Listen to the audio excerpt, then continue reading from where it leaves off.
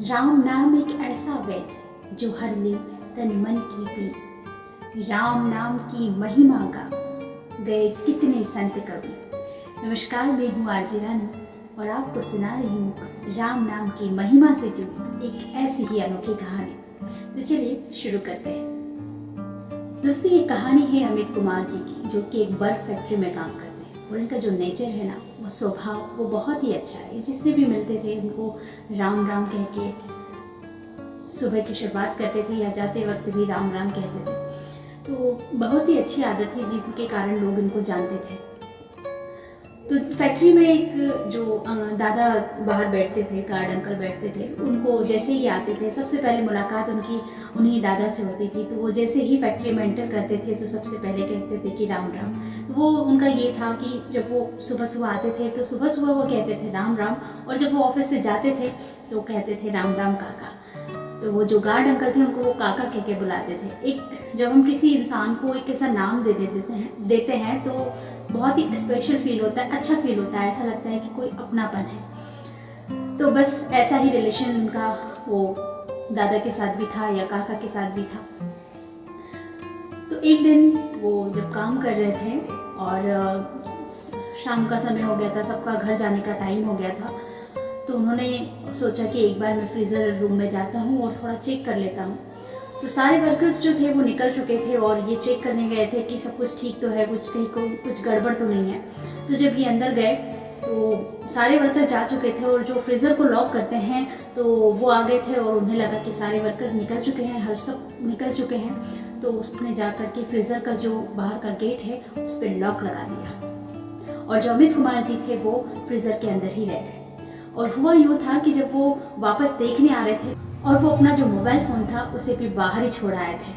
जब उन्होंने अंदर अपना मोबाइल चेक किया कि मैं किसी को फ़ोन लगाकर बुला लेता हूँ, तो मोबाइल भी उनके पास नहीं था।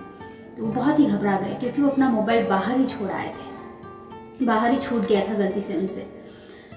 तब हुआ यूँ कि वो बहुत ही डर गए, बहुत घबरा गए थे कि अब क्या होगा, और कोई भी नहीं है। और ऐसे घबरा करके उन्होंने थोड़ा सा गेट के बाहर एक ऐसा विंडो लगा हुआ था कांच का, उसमें से देखा उन्होंने कि बाहर कोई दिख जाए तो मैं उनको बुला लूँ, लेकिन वहाँ पर कोई भी नहीं था, सब जा चुके थे। वो बहुत ही घबरा गए और भगवान से प्रार्थना करने लगे कि हे भगवान, कैसे भी करके मुझे यहाँ से निकाल दो। बहुत देर हो गई, अमित कुमार जी अंदर बहुत घबरा रहे थे और उसी घबराहट में बैठकर भगवान से प्रार्थना करने लगे कि भगवान, मेरे परिवार में और कोई नहीं है, मेरे बीवी बच्चों को पालने के लिए मैं एक अकेला ही हूँ, मेरा परिवार बिखर जाएगा, मेरे बाद उनका कौन ख्याल रखेगा। तो ये सारी बातें वो भगवान जी से कर रहे थे और प्रार्थना कर रहे थे कि हे भगवान, मुझे ऐसी मौत मत दो, कुछ भी करके प्लीज़ मुझे बचा लो। ऐसे करते हुए 1 घंटा बीतने को आ गया और टेम्परेचर काफ़ी बढ़ चुका था और अमित कुमार जी की हालत बहुत ख़राब हो गई थी। इसी बीच जो बाहर जो काका अमित कुमार जी जिनको कहते थे, वो जो गार्ड अंकल थे, उनको अचानक लगा कि आज क्या हुआ, साहब जाते हुए मुझे राम राम काका नहीं कह के गए। तो उनको कहीं ना कहीं एक कमी लग रही थी कि ऐसा तो कभी हुआ नहीं कि वो ऐसे निकल गए। और अचानक फिर काउंटर पर उनका मोबाइल पड़ा हुआ काका को दिखा कि इनका सर का मोबाइल भी बाहर ही छूट गया है, ऐसा नहीं हो सकता, ज़रूर कोई गड़बड़ है।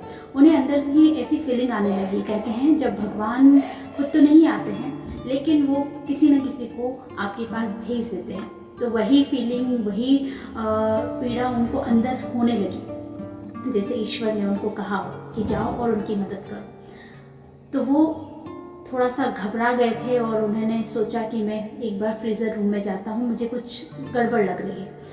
तो जैसे ही वो जाते हैं वो थोड़ा सा ठोकने लगते हैं गेट को, ऐसा उनकी कोई होंगे या अमित कुमार जी होंगे तो शायद वो आवाज़ लगाए।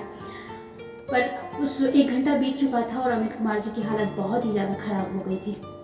तो वो बोल भी नहीं पा रहे थे और उनकी इतनी हिम्मत नहीं हो रही थी कि वो गेट पर जाएं और कुछ बोल पाए। लेकिन फिर भी वो जो काका थे उनको संतुष्टि नहीं हुई। उन्होंने उस फ्रीज़र रूम का लॉक खोला और गेट खोला और जैसे ही देखा कि अमित कुमार जी कोने में बैठे हैं और ठंड में ठुठरा रहे हैं, उनकी हालत बहुत ज़्यादा ख़राब हो गई थी। जैसे तैसे वो उनको बाहर लेकर आए और बाहर बिठाया, हीटर के सामने रखा और उनको नॉर्मल किया। काफ़ी देर के बाद जब वो थोड़े नॉर्मल हुए तब उन्होंने पूछा कि आप यहाँ कैसे चले गए। तब उन्होंने बताया कि मैं थोड़ा फ्रीज़र रूम चेक करने गया था, इतने में ही किसी ने आके बाहर से लॉक लगा दिया और मेरा फ़ोन भी बाहर रह गया था। इस वजह से मैं किसी से कांटेक्ट नहीं कर पाया, ना किसी को बुला पाया। तब काका ने कहा कि आज ना बड़ा अजीब लगा मुझे, जब सारे वर्कर छुट्टी के बाद चले गए। उसके बाद जब मैं आपका इंतज़ार कर रहा था कि अरे आज आपने मुझे राम राम काका नहीं कहा, तो उन्हें पहले मुझे लगा कि शायद आप जल्दी में होंगे इसलिए चले गए होंगे। तो एक पल के लिए मैंने सोचा ऐसा, पर फिर भी कहीं मन नहीं मान रहा था। लेकिन जब आपका जब मैंने मोबाइल देखा बाहर पड़ा हुआ, तब मुझे यकीन हो गया कि कुछ ना कुछ गड़बड़ जरूर है। और इसीलिए मैं फ्रीज़र रूम की तरफ गया और मैंने देखा कि आप इस हालात में हैं। तब अमित कुमार जी जो काका है उनको बहुत बहुत धन्यवाद कहते हैं, पर काका कहते हैं कि धन्यवाद मेरा नहीं। अमित कुमार जी कहते हैं कि नहीं, आपकी वजह से मेरी जान बच गई, आप नहीं होते तो मेरी जान कौन बचाता। तब काका कहते हैं कि आपकी जान मैंने नहीं बचाई, ये तो भगवान राम की कृपा है। जो आप ये रोज़ कहते हैं ना कि राम राम हर किसी से कहते हुए, मुस्कुराते हुए बात करते हैं, उसी का परिणाम है। राम नाम की महिमा है जिसकी वजह से आज मैं आप तक पहुंच पाया और आपकी जान बच पाई, तो ये ईश्वर की कृपा है। दोस्तों, ये थी छोटी सी कहानी जो ये बताती है कि भगवान के नाम की कितनी महिमा है। और भगवान के नाम के साथ में आप जहाँ पर भी काम करते हो या आपके आसपास या कहीं पर भी, आप अपना स्वभाव ऐसा रखिए कि लोगों के दिलों में जगह बना पाओ। क्योंकि हम किसी को कुछ देकर उसके दिल में इतनी जगह नहीं बना पाते, जो हमारी स्माइल, हमारी बातें लोगों के दिल में घर कर जाती है, हमारी एक छवि बना पाती है। जो हमारा स्वभाव होता है वो लोगों के मन में एक छवि बनाता है, और वो छवि हमारे जाने के बाद तक भी लोगों को याद रहती है। वीडियो के अंत में एक ही बात कहूँ कि किसी ने बड़े ही कमाल की बात कही कि 100 गुना बढ़ जाती है खूबसूरती महज एक मुस्कुराने से, लेकिन फिर भी लोग बाज नहीं आते मुंह फुलाने से। तो अपनों के प्यार के साथ और ईश्वर के आशीर्वाद के साथ करो कुछ ऐसा कि दुनिया करना चाहे आपके जैसा। मिलती हूँ आपको अपने नेक्स्ट वीडियो में, तब तक के लिए बाय बाय, नमस्कार।